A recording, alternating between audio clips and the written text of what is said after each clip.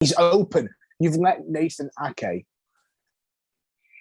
Hello and welcome to the start of the week edition of That Fitbaw Show, where we are currently on to cover the night's games and the weekend's games, which is Sunday's games.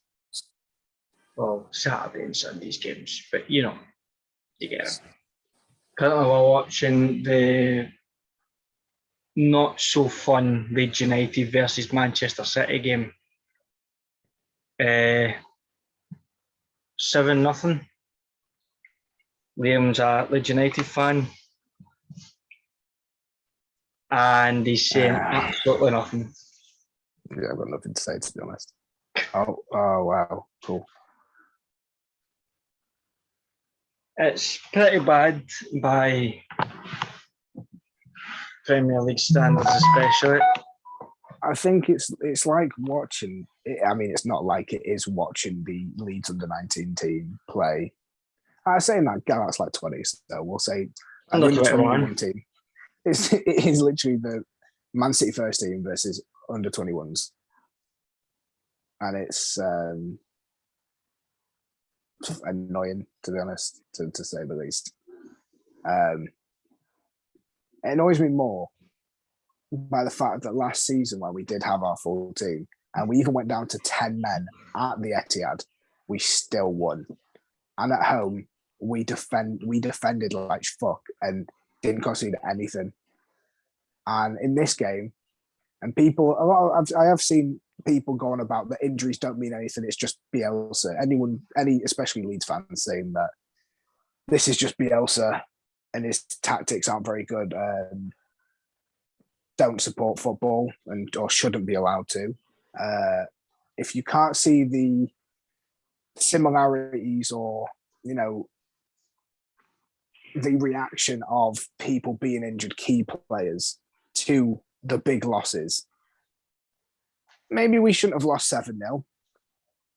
But at the same time, it is also the league leaders, the league winners from last season and multiple seasons before that, maybe not the exact season before that because Liverpool did, but it's a very formidable team, and any sort of weakness you show, they will take it, as they have.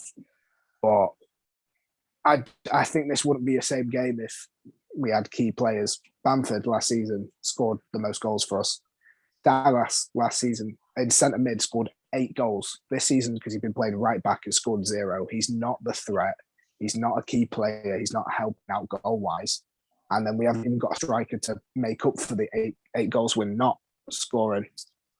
So for anyone to say that injuries haven't got anything to do with it and that Leeds are just playing really badly, yes, we're playing fucking awfully because we don't have the first team that have been fucking drilled and informed. Is this another one? Oh, no. They've not been informed in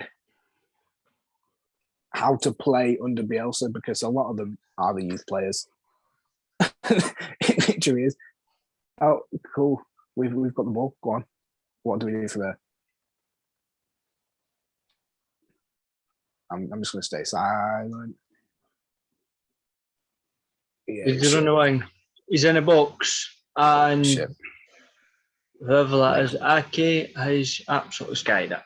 If you're just watching us, if you're just tuning in, and you're only watching the game, he's cleared that really well. It was a poor pass, though. I think that's Is that Dallas that's crossed it in? That is Dallas, I'm sure. What's he doing over there?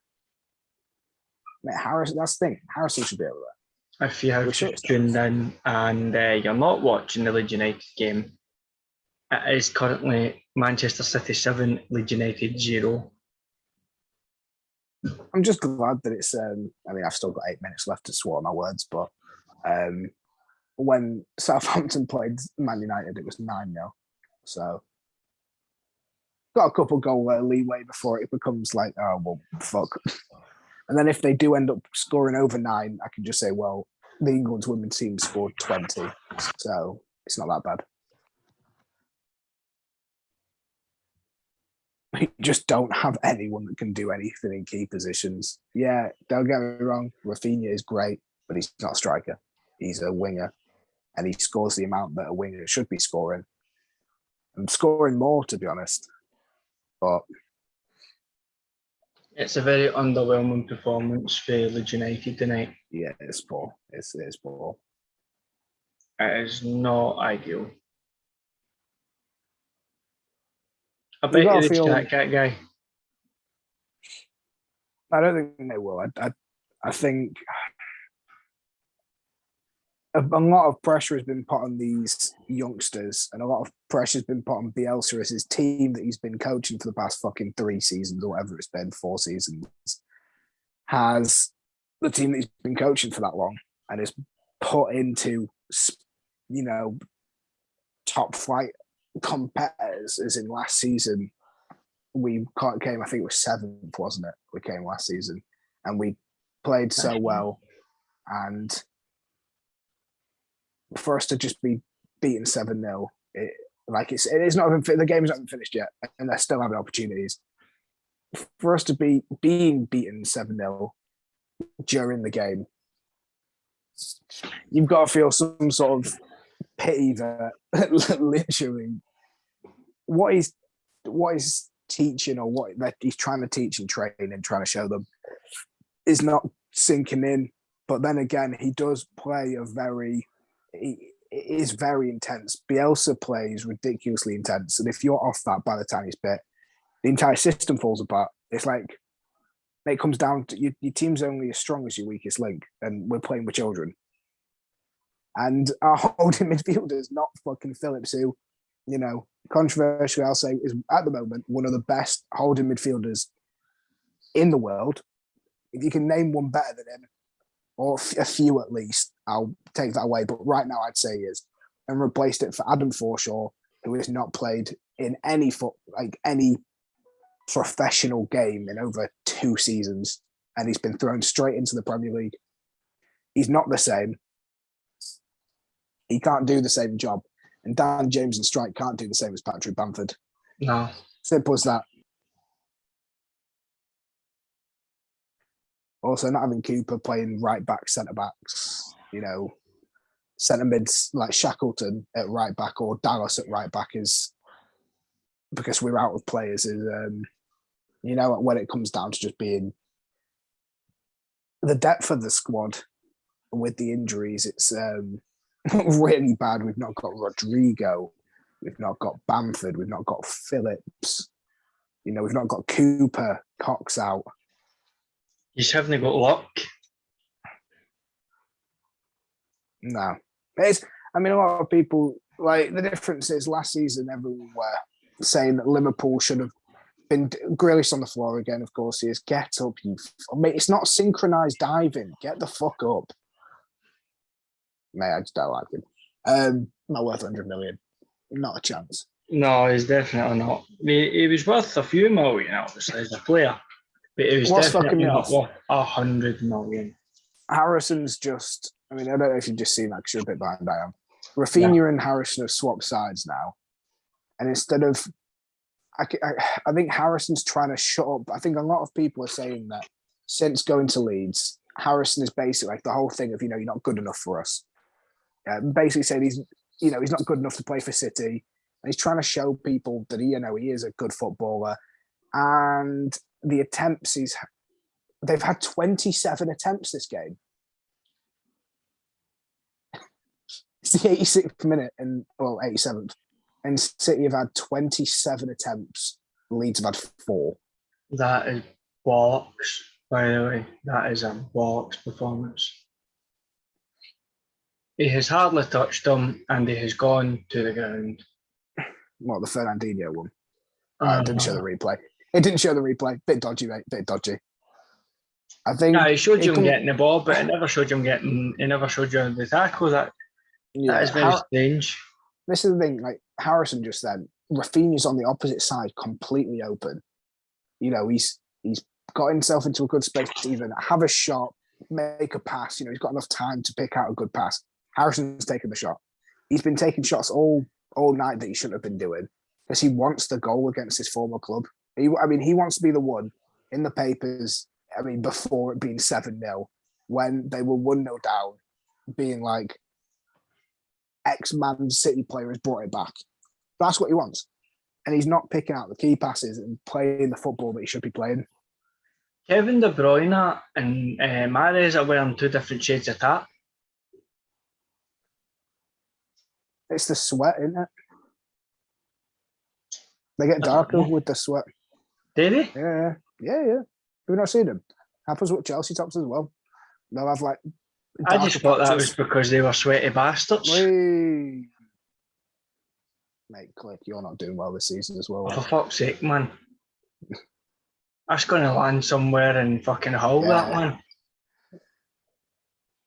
We're playing erratically now. Just like, 7-0, it can't get worse, but surprisingly 8-0 is a thing. 9-0 still a thing. We're still going. Leeds fans are still there, chanting away. 7-0 with a minute and a half to go. The Leeds United fans are still going strong, even though their team is not going very well. I'm annoyed because you've got those City fans, and I mean we know one. He knows who he is. Little shit. I'll batter him at FIFA. He knows it. But like saying that it's not down to injuries. It's it's just that Bielsa's not playing well. I'm more annoyed by the fact that we are playing fucking horrendously, but it is down to the injuries. And it's like, if look, it'd been the other way around, and we played like this with a full team, we deserve to lose 7-0. But we'll never know because we don't have. He's through on goal. Gundogan, good save. That was ahead of me, Liam. Yeah, I know. Look how easy that ball was, though. He's there.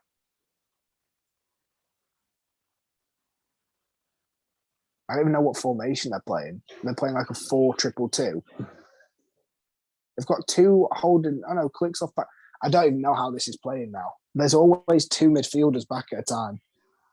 Unless they're so you've got the wing backs or the full backs, like left mid a lot of the time. Got the two centre mids dropping back because that one were Click and Forshaw, and then Click ran up and Roberts dropped back with Forshaw. I'm very confused by. We can't play the football we want. We can't play the formation we want. We can't play with the players we want. We don't have an out-and-out striker. The football that you are playing usually is based around your regular team, Bamford, Phillips. I mean, the way we played last season, it was like the reason Dallas was able to score so much, and the reason Harrison and Rafinha could score. I mean, I don't think Harrison scored yet, as far as I'm aware. The reason they were able to score so much is because Bamford's amazing hold-up play. I think he gets a lot more stick. He doesn't get the recognition he deserves for how good of a player he was last season. Yeah, he may have only come, third or fourth, but he was so unselfish. I think it was actually Newcastle where he was one-on-one with the keeper, or it was a 2v1, or it was a 1v1, and he waited for Harrison to come up, so he just passed him the ball. He's so unselfish.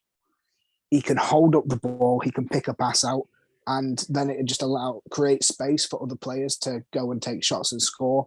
Without him, we're not playing that football. And without Phillips, we're not defending well, and we've not got dominance in the centre mid. It doesn't matter who you put Phillips against. Most of the time, he'll come out on top in centre mid. He is ridiculously good. I watched him for England. With Rice. Just with the England team, he was just very good. Calvin Phillips, I thought he was quite an impressive player. I'd seen him for Leeds, thought he was good. Watched him play for England. Says he's a good player. He's fun to watch in that England squad, and he was actually probably one of their best players. Just looking like how wrong it is that Aylin's centre back, and and he's giving it away. Harrison, man, up your game. He's been really poor this season as Harrison, though. I can't lie compared to, and that was a poor throw in. That's that young, what's he called? Drama, is it? Drama. That but not.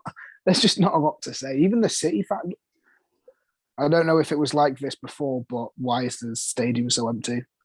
Can laugh and say that just going to put a giggle and you'll see it in a second. Fucking De Bruyne Sky in it. I mean, there's always the jokes of that Man City Stadium's always empty. And it is. Yeah, it usually is. But a lot of English top flight stadiums, most of their games are empty. Look at the fucking state. I can tell you that Ellen Road is never empty. Like rarely, if ever. Don't even. That's it. Manchester City 7, Leeds United 0. It pisses me off when people say, don't get me wrong, I think Pep's he's a good manager, but he just throws money at the problem. Fuck, we're conceding too many goals, which is what in an ideal world every manager would like to do, and it would make the team better. Because although you've got all the money to spend, it's about working together. So there is that sort of there is the sort of, you can have all these expensive players, but it's about working them all together. And that's what Solskjaer didn't do at Man United. He can get them playing quite well. It does take a good manager, but it also takes like £1 billion and a bit pounds of investment, which is ridiculous in my eyes.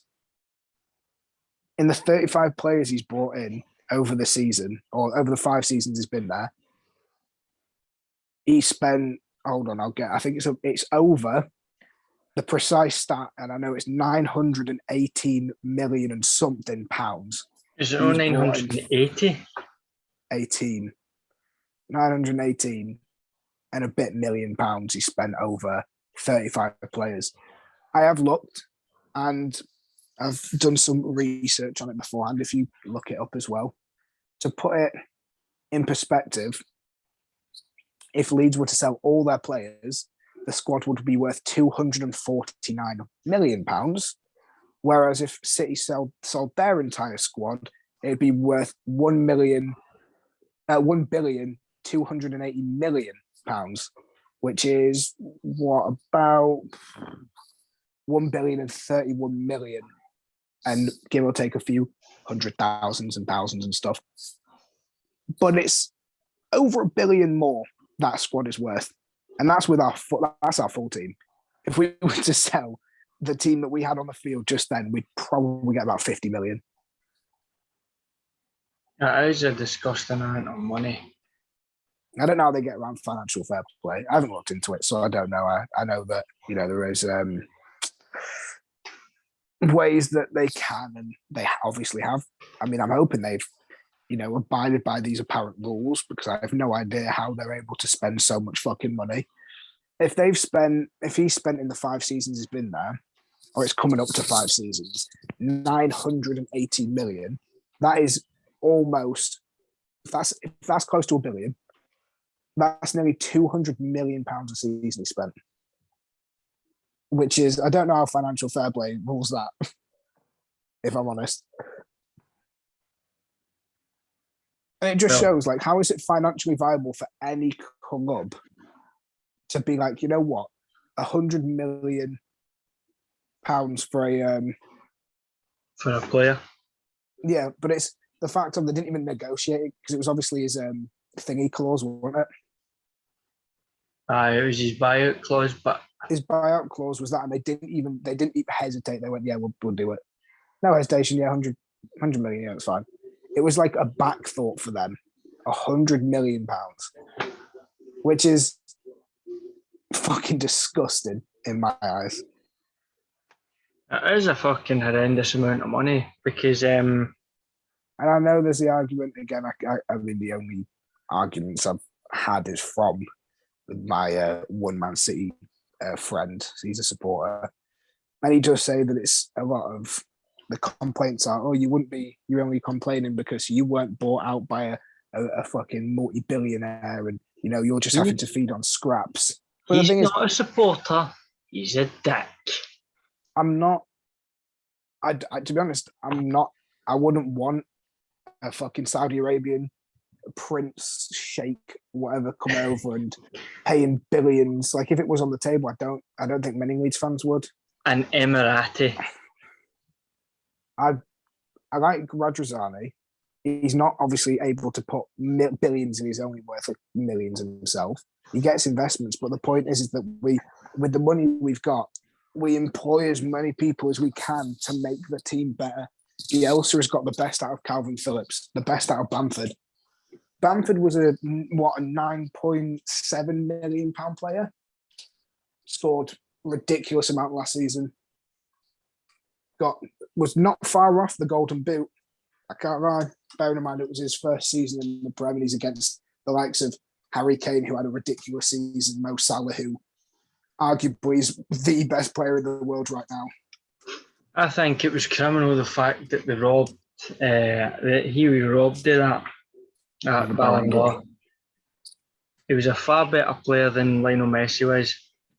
Actually, I got the nominations for every country's Ballon d'Or. Every country's Ballon d'Or vote was leaked. It was like 5 every country. In Scotland, voted Mohamed Salah in one of them. But that just shows it was like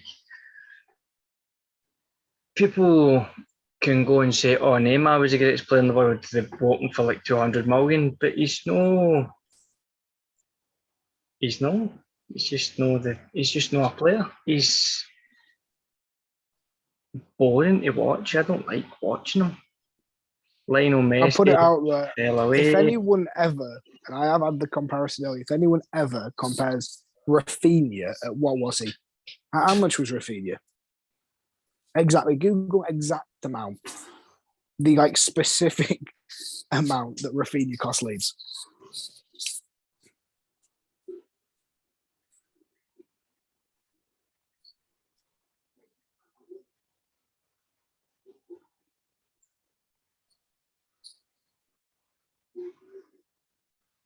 Right, here we go. How much Rafinha cost? Rafinha, 24, has had a sensational first 12 months in the English Premier League after he joined Leeds from Rennes in France in the summer of 2020, up 23.2 million, that's dollars. Didn't they say about 24 million? But the point is, so if we compare the two, Jack Grealish scored his second goal of the season, of the Premier League season in the Premier League. His second goal in the Prem this season, £100 million. He cost him £17 million. £17 million. And Rafinha's cost 17 million in an underperforming Leeds team, and he scored how many goals this season? It's something stupid. Like he has scored a stupid amount of goals this season. So if anyone ever compares their £100 million signing Jack Grealish to Rafinha, you're a fucking idiot. Like Rafinha is a better player than Grealish. Better on the ball, better off the ball, can shoot, can score, doesn't need to dive to the floor repeatedly and hold his foot till he gets a free kick and scream like a little girl. And he cost a fraction of the price. It's just the things like the little signs. We haven't got hundreds of millions of pounds to spend on players. We bought a player for 17 million, didn't know if it would pay off, and surprise. And yes, he has paid off absolutely incredibly. Calvin Phillips, I think, he came from the youth team. He came up. Bamford cost less than 10 million. All these players that we're playing, Dallas cost less than like fucking 5 million or something. Melier cost like 5 million. It's these sort of players that don't cost that much money, but they're still in the Premier League playing as well as they are because they've got a top tier coach in front of them compared to buying a £100 million player and just, slapping him in the team. Grealish has done fuck all. He has done not a right lot. I just don't think Grealish is everything that people make him out to be. It was very good at Aston Villa, but the thing that made him very good at Aston Villa was John McGinn. John McGinn. John McGinn. Should we make a podcast about John McGinn? Just a singular podcast about John McGinn is God. To be fair, he's an absolute player. He's like he's tiny, but he's just a unit. His work rate is we're going on to like a we love John McGinn. Just fucking. It's the fact that he's faced Scotland, he goes down to the English Premier League, fucking obliterates I mean, they actually, if you've just tuned in and you don't want to know the Aston Villa score, please mute this podcast immediately. I haven't seen the score. What is the score? They beat Norwich 2-0 Aston Villa. That's a very good result for Steven Gerrard. No, but yeah, you also have to look at it. I know I said that was a really interesting game, in my opinion, because obviously you've got the ex-manager now at Norwich, but it's not about that. Norwich is a fucking poor team, whichever way you look at it. Aye, they're poor in every form, aren't they? I mean, they used to be good. They used to be good like 20, 25 years ago, but no, they're just not. No. They are not fun to watch. They're bottom of the table, aren't they? Yeah, same points as Newcastle.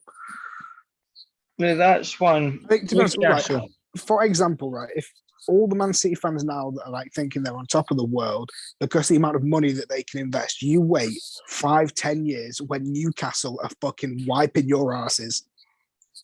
Waiting the flare with their asses. Yeah, you think these things, but Newcastle have got their owner is 10 times richer than yours.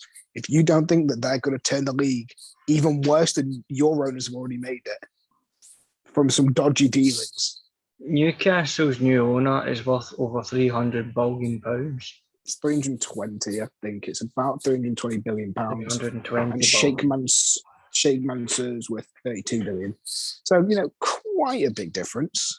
It's a big amount of money, but it basically is the Saudi Arabian royal family that has bought Newcastle, because it's the Saudi Arabian sovereign wealth fund. They tried to buy them. They've tried to buy them like 3 or 4 times, and it's very unfair. They got rid of the other 2 owners, the white woman, and I don't know their names. She's whatever her name is. I'm sure she works for the private equity company that managed to get them sold. Apparently, I don't know. She's been invited to Grand Theft Auto 5. I think it's just the money that's going into football. And I spoke about this less than a week ago when Andrew was on, that what they've done for the greater, what Man City and Sheikh Mansour has done for the rest of the community is definitely nothing to go like snub at. They've turned a pretty low income, they're not very great area into what it is. They've invested in grassroots. They put a lot of money into the community and into football in general, but that doesn't mean you can turn a blind eye on the other side of what they're doing to football in the other aspect of, maybe they are making it so the area is nicer in Manchester. They are investing in grassroots, but what they are also doing is making the gap between Premier League clubs. Like, Premier League should be top tier teams fighting it out when it's not. It's literally Liverpool, City, Chelsea, and Man United aren't even in that anymore, and the amount of money they've spent. Manchester United spent 135 million on between 2 defenders, and the 2 of them only worth a halfpenny. If you wonder what a halfpenny is, it's a very, very low amount of money in the old money for the 60s. But that's the thing. What the quality or the gap in quality between teams now due to money is ridiculous. And, it would be nice for everyone to have an unlimited amount of money that they can spend on anyone they want. And money isn't everything. You can have poor investments like Harry Maguire's not paid off, really, I would say, in the 80 million he's cost. Pogba's not paid off in the 89 million. These sort of players haven't paid off. But, and obviously Cities have with Kevin De Bruyne, Phil Foden coming through the ranks. They didn't even pay for him. He's come out absolutely incredible. And there is a lot of homegrown talent and coaching that has had to go into to keep these players at the ability that they are, or if not even better than they've been. De Bruyne was an absolutely sensational at Wolfsburg, but I'd say he's better at City. He's been better at City. And yeah, it is down to the coaching staff, Pep. You've got to give him that. But at the same time, even if he wasn't had these coaching, he's still absolutely amazing. He never hasn't been amazing. Riyad Mahrez, they threw money at him because he won the Premier League. How much did they buy him for? 50 million or something? I think they pay, I don't know exactly, but they did pay something big. But then again, Chelsea did with Kante, and I mean, he's turned out to be really good as well. But it is just down to throwing money at this problem until it rectifies itself. Werner, they paid 45 mil for. He didn't turn out well. What did they do? Throw money at Lukaku to get him there. It's kind of like with these lower teams, if they buy a player and it flops, like, fuck, well, we've got nothing to do. We just have to try and make them better. Like, it is solely based on how performance is. Whereas with City, United, Chelsea, those sort of teams, they can just turn around. And if a striker flops, like, let's look at this, for example. Martial flopped. They got Cavani and have now got Ronaldo. See, I didn't really think Cavani was that great. Martial, when he scored, was good. But Ronaldo is like one of the... If you had a plane for every type of player, there's like your 747, humongous big jumbo jet, fucking full of players. They're 10 a penny. Then you've got like your 16-seater private jet with the likes of Ronaldo, Cristiano Ronaldo, Lionel Messi, John McGinn. He's above them. They even put McGinn in the same John category. McGinn's flying that plane, man. God tier. He didn't need to be a plane. He's flying himself. No, I mean he's just sitting there like that, like Iron Man. He doesn't care. Nah, he's very good, but that just shows you that money. You don't have to throw money at the problem to solve your problem. Look at Aston Villa. They've won the greatest team, but they bought John McGinn off of Hibernian in Edinburgh for $7.5 million. Just in case you didn't know what Hibernian was, by the way. They bought him for $7.5 million, and he is one of the fucking greatest players I've ever seen. It caused Celtic so much trouble up here. In the Premier League, he's one of the best centre-mids, I've got to say. This I think, even without Jack Grealish, they're still fucking absolutely fantastic. I think Martinez was a good purchase for them, though. And again, Martinez wasn't overly expensive for the player he was from Arsenal. It's not down to, as everyone says, money's not a sure thing on being a good player. Like, you're not guaranteed to get a good player if you pay stupid money for him. But if you don't, you just buy another stupidly expensive player until it does pay off, which is what City's done. They've not won with the teams they've had. They may have won the Premier League and stuff, but they still haven't won the Champions League. So what they're doing, they're throwing more money at the problem. They're buying more players. The defense is a bit shoddy. Let's buy Nathan Ake for 50 million. Play him for 1 or 2 games. He's really, really shit. Buy Ruben Diaz. I love how you just read. He's really shit. He was for the 1 or 2 games I think he played for him. He was awful, so they bought Ruben Diaz straight away. Again, they paid 50 million for a player that wasn't worth it. The talks were like, mate, you're dumb for paying that much. He was never worth 50 million. They paid that much for him because they had the money. He failed. Did they think, fuck, we've wasted 50 million? No, they went, oh, that is a true meaning of wealth. You don't look at it and go like, fuck, we've lost 50 million. They go, right, let's just buy another one. He can go on the bench, I guess. £50 million seat warmer. It's all good. We'll fucking buy another one. It is. It's just down to that. And do you think if they lose their dog, they'll just go and buy another one? It is just down to the fact of you've come lucky with some of these players. Like De Bruyne was always good, so you got him. Foden obviously showed some promise. Guardiola got him in the first team, and he's shown to be an amazing player. Gundogan was great at Dortmund. They got him. Diaz was doing well. The keeper was doing well. Laporte was doing well. Walker was doing well at Spurs. Got him. Mendy was just won the league with Monaco, and then sexually saw with multiple women. swings and roundabouts. He did. To be fair, Mendy did do awfully. So you've managed to get out of a deal there. Severance pay is not needed if he goes to prison. Do you know, they do fling money at the problem, but I suppose the thing is that they buy that many players and then realise, fuck, we can't buy another one. We'll have to put one out on loan, because we had Patrick Roberts for a few years, and then we had to return them, but he get offered to come back, and he says as much as he loves Celtic and all that, but then he got offered to come back and he said no. It doesn't make much sense. I think he's there in Spain or something playing. I can't remember. That was the last time I seen him. But players like Patrick Roberts were Manchester City players. He did play for them, I think, for a few games.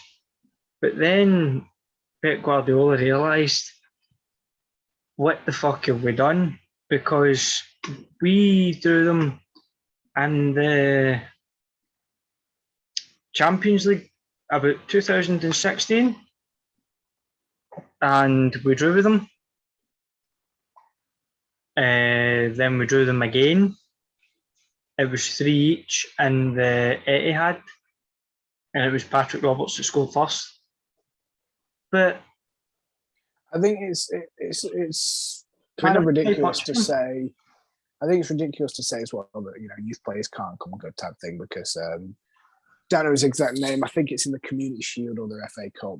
City have been using a youngster that's come out quite well. But the difference is that the team is so good around him. And I know they're saying that, the team's so good around him. He's got an endless amount. You've got De Bruyne supplying you with passes. You've got Mahrez making runs. You've got all these players that are just putting things on plates for you. And whereas even when Leeds had their first team, they had to work so hard. And that's the thing. It was just their spirit in their heart. They worked so fucking hard to get wins or even draws. They fought tooth and nail for it. It didn't come easy to them, even when they did win with their first team. Whereas City just ease past teams. They don't even try. And that's what catches them off guard a lot of the time. They actually don't try in games that they sometimes concede first, and then they're like, well, fuck. With Crystal Palace, they lost 2-0 there, or they lost 2-0 this season, because they probably went out thinking, it's Crystal Palace, whatever. We'll beat them. Yeah, I think they have got the mentality of they are just such a solid squad that even if they do go down, they have just got the players. Raheem Sterling was on the bench for them. I'm not saying he's world class. He's fucking good, just because his pace, the supply, maybe his finishing is not great, but it's just the supply. He's so quick, he can pass the ball. That's all you need for a striker to tap something in. He's actually getting a bit better, because he showed that he was getting better during the Euros there, because for years he could run, but he looked daft when he was running. It was pretty funny. I don't know why, it's just funny when he runs, but he would run box to box. He would get there and then realise, fuck, there's no cunt here, there's no end product. He doesn't do anything with the ball. No. It's like... It is getting better.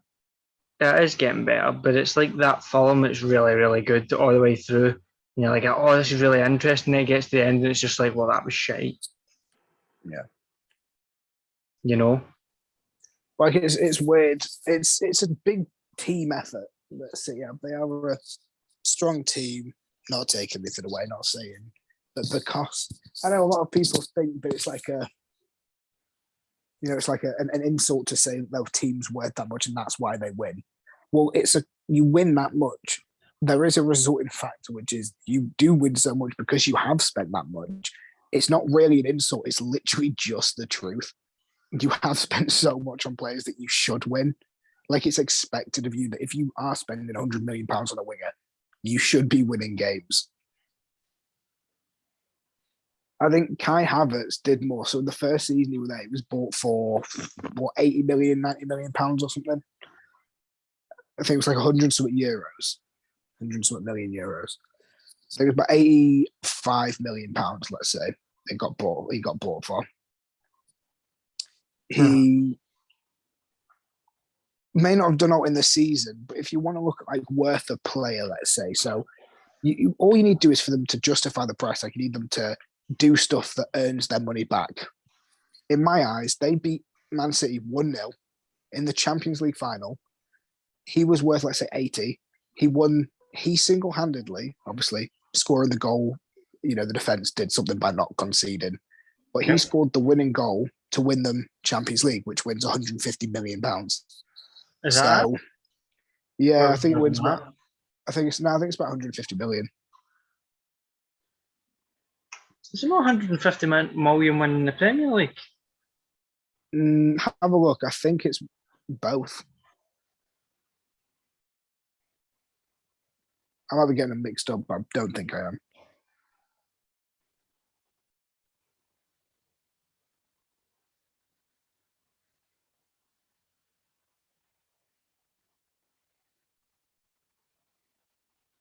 Prize money of UEFA Champions League. Yeah, that's pish.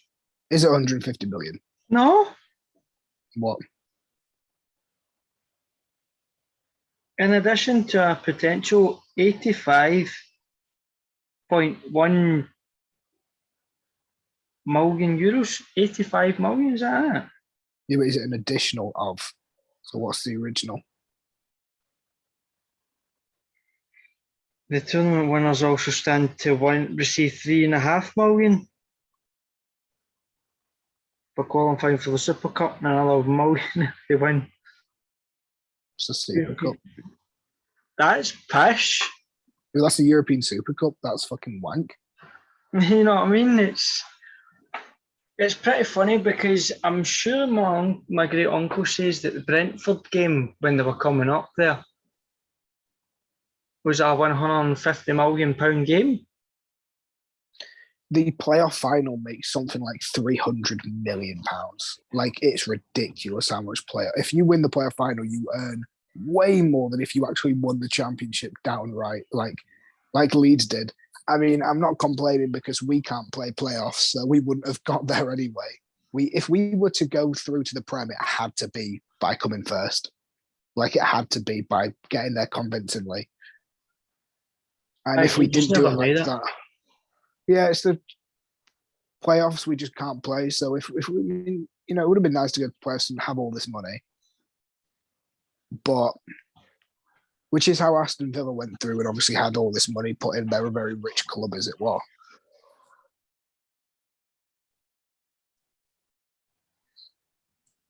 Yeah, what did Leeds do with the prize money? They bought Rodrigo, they bought backup defenders, as in the two centre backs. They ended up buying. That season they didn't even buy Meslier and Harrison.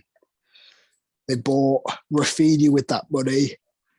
And that's about it. Maybe a couple of youngsters for the thingy team, like Somerville and Gerrard and stuff, but not like main team players that would be big name signings. We didn't make any. So no, I don't know. You know, I just decided to type in how much is the Premier League worth. Go on. It says the average value of a Premier League team now stands at US $1.29 billion. That's not the average. That's literally just Manchester City. Man City is worth exactly that much. You know what I mean? Well, 1.28, but that's in pounds. That's not an average Premier League team. If you sold, again, as I said, if you sold Leeds, which, you know, isn't a big Premier League team, we are a Premier League team. We're not a Championship team, as in like the name and stuff. But our squad's worth £249 million compared to their nearly £1.3 billion. How are you meant to compete? It's like putting a fucking Ferrari against a Corsa. It's never gonna win. Listen, it's Super Corsa. Stop slagging my Corsa. Super Corsa. Super Corsa. That was funny that day. But it's like that's the sort of thing. It's how it works now. The more expensive things are usually better Like, and when it's so much more expensive, you kind of have to look at like, oh well, you know. I can tell you for a fact, put Bielsa in that Man City team and he'd have won them the Champions League already. I can tell you that for a fact. Why? Anyone that doubts that man's ability and that man's dedication to football throughout his entire life is completely off the rails. But you see people who are dedicated to the football and their teams and that. He gets the bus, he walks to training, and he lives in Wetherby above a fucking shop. He could have, asked for all these things. He didn't care. It's not about the money. It's not like, as long as he goes close to training ground, as long as he can get there easily, all these things. He's not overly fussed about the money. He's more fussed about the football being played, and that's what he wanted a manager. It's like that Piqué, isn't it? That Piqué for Barcelona. He turns up to training in a bike and leaves in a taxi. He doesn't turn up in a Lamborghini or a Ferrari or a Bugatti or some AMG Merc. He turns up on a bike. It sounds like N'Golo Kante. N'Golo Kante goes to train in a Mini. Rodri goes in a Corsa, supposedly. I don't know how believable the claim is of Rodri. I've not seen any photos, but I know Kante does go in a Mini. It's his wife's. But he's a small man. He probably can't see over the steering wheel of most cars. Do you know what's quite funny? Big Chris. You know my brother-in-law, Big Chris. Yeah. He's 6'2". My brother-in-law's 6'2", and if you like cars, you'll know the Minis, right? The new Minis, my brother-in-law can fit a regular Mini, not a problem, and he's 6'2". So Big Chris fits in one. You know what I mean? Yeah. But the Minis actually done. No, they're not Mini. They're monstrous. That's what they are. Do you know what's really funny? I actually done research one night. We'll go back to football in a minute. But this is relatively the same thing. You get a Mini, BMW own Mini. So theoretically, a lot of your stuff, Minis are in BMWs. And buy them, yeah. So I looked it up one night how much it is to buy a Mini. £33,000, just over that. But then I looked to see what the cheapest Jaguar was. The cheapest Jaguar was £31,000. It's still a high quality car, but it is cheaper than what a Mini is. But that just shows that's similar to the footballing world right now. Actually, by 100 talking about that's literally just down to their actual price. You're not talking about their wages on top of that. Where are these high, where are these players wanting to go? Even if you've not got an expensive player, let's say, for example, they went for, let's say Phil Foden didn't come through the academy and was going to get bought, by a little small team, let's say Harrogate Town. Let's say championship squad. They'll go for a championship squad. I'd say a championship squad was going to get him. He's come through an academy. He's looking pretty promising. They were ready to pay said money. Man City can swoop in and just at the last second and just take, and offer them way more wages than anyone else could. It's just more down to the fact of the amount of sway they've got to pull people in compared to other clubs. Oh, yeah, where would you rather go? This club who's offering you 200,000 a week, or us who's offering you 400,000. Yeah, it's that pull amount, Yeah, their pull is ridiculous, and how much they can spend on players, on wages, on anything they want, really. And then when they beat, when you have to take it with a bit of salt though as well, pinch of salt. Yes, you may be winning all these games for the fans. It's like, yeah, we're going to win another another Premier League title. You have to also think you should be beaten. You should not have lost to Crystal Palace. Realistically, with the amount you've spent on the squad, you shouldn't go fucking the full calendar year, the full season without losing a single game. And actually, for the money, you shouldn't even draw. Well, Celtic spent. How much did Celtic spend? 500 million, no, 500,000 for Mr. Dembele.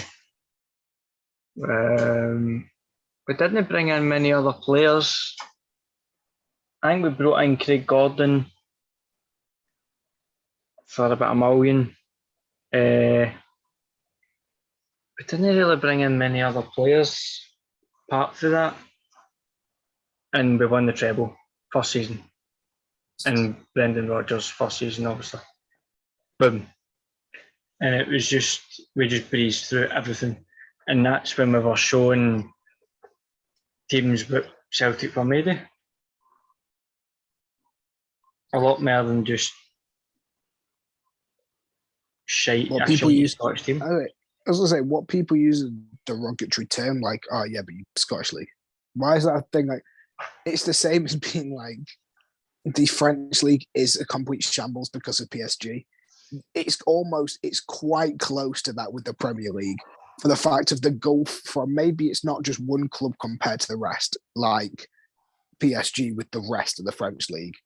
It's, a select few clubs. Now Newcastle's in that, but their squad's hasn't been upped yet because they've not had a transfer window or with financial fair play. They can't just go, you know what, let's just put 4 billion into the squad straight away. Bring in Mbappe, bring in Messi, Ronaldo, Ramos, that sort of stuff. Like, bring in all these players. But it is a select few teams. You've got Man City, you've got Man United, who again are a bit of shambolic for the amount of money they cost. Liverpool, who actually didn't cost that much. Again, it's just Klopp is an incredible manager. He picks very well and he trains very well. He does. He trains very well, because it's very rarely you see Liverpool bursting out with a massive signing like Virgil van Dijk was, because that was the shock of the century, them going and buying Virgil van Dijk for 75 million. I think then again, though, it was actually a really good price for him. If Maguire's worth 80 million, then he's worth way more than that. He's an incredible defender. But there you go, Virgil van Dijk. He is a player that is worth roughly that, actually worth more, because I think it would have been nice, in my eyes, I think it would have been nice if, obviously it would never happen because the sway again of certain leagues and clubs and the wages, but if it came down to it, and it should just be like financial fair play should be where you want, Celtic would have an absolutely amazing squad. Tierney, Van Dijk, best team. They'd still have Dembele. They'd probably still have Edouard. Edouard didn't really. I think he did want to stay, but the problem is with Edouard that I think his agent was in his ear. I can't turn and tell you that's the truth, because it depends which one it is. If it's what's he called, the one that's Pogba's? Oh, he's a wanker. Yeah, if it was him, he'd probably is it. Like that guy's a fucking dick, man. He says Paul Pogba was going to get signed by Liverpool, and I was like, Liverpool never signed Paul Pogba, for fuck's sake. I think that's the thing, though. You look at players like a fit for a team. With Rafinha in game, he's like doing all these skills. No other player in the Leeds team aren't doing that. Like, it's not like a fit that you think, skillful player at Leeds, like that sort of thing. But he fits very well in with how he plays now. He's been trained by Marcelo Bielsa to play the Leeds way. And if you don't play that way, you are going to go out. And he likes it there. He likes the football. He likes the players. So why would you not want to stay type thing? Yep. Whereas Paul Pogba is kind of one of those ones that's like, why have you got him? Because he's not quick enough. He plays better. And when he's been playing really well, he's been like a left mid, left wing type thing, but he's not quick enough for that. He's too big. He's not quick enough to be a traditional left wing. He's more of a centre mid, but then he's also not being played in a formation or a team that complements a actual centre mid, not attacking mid or a defensive one. He's the person you want to sit behind your striker in centre mid. But instead, they don't. This is the thing with them. Haven't thought about it. The amount of attackers they've got: Ronaldo, Sancho, Cavani. They had James. They've got Martial, who wants to leave now. You've got Fernandes, who I've probably already said. Pogba. All these players, they've got so many attacking options, but then there's not an actual formation that will allow them to play in. Also, their defensive mids are pitifully shit. You've got Rashford and Greenwood, by the way. Oh, yeah. Rashford, Greenwood. I can't remember, I forgot about Rashford fucking hell. But that's the thing. You can't fit all these players in, and they don't really work well together. And because you can't expect to have all these players and expect them all to play in the same team. It doesn't work like that. Great players, but you've spent Man United are another one with a bench that's worth more than the entire Leeds United team. On most of the time, you'll find either Ronaldo on the bench, Cavani on the bench, Martial on the bench. You'll find Rashford on the bench, maybe Sancho, maybe Varane, maybe Fernandes. Pogba's on the bench a lot of the time.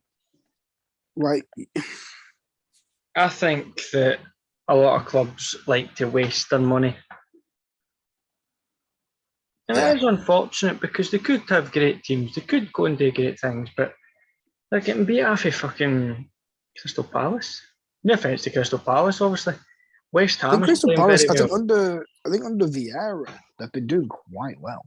Gotta say, I do enjoy watching them. I would say they have. Patrick Vieira. Fuck's sake, him and Roy Keane. Watching all footage of him and Roy Keane trying to fight with him. Just the two of them couldn't deal with each other.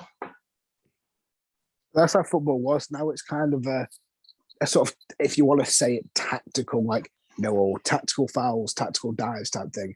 You take a tiny touch and you go down in the box and that's it because there was a touch, which I think it makes it a lot more cynical, which is not always a bad thing. It makes it more precise.